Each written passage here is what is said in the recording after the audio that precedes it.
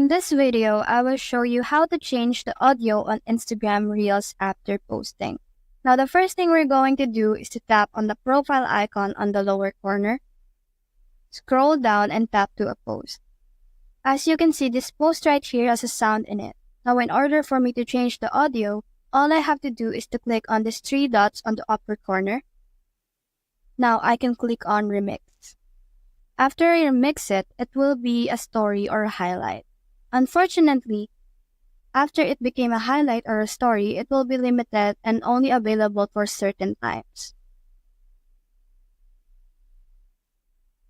Another way is to delete the reel and start afresh all over again. Unfortunately, there's no way to change the audio on Instagram Reels after posting. So that's the whole process. If you have found this video helpful, please leave a like below and subscribe because it helps me reach more people. See you soon!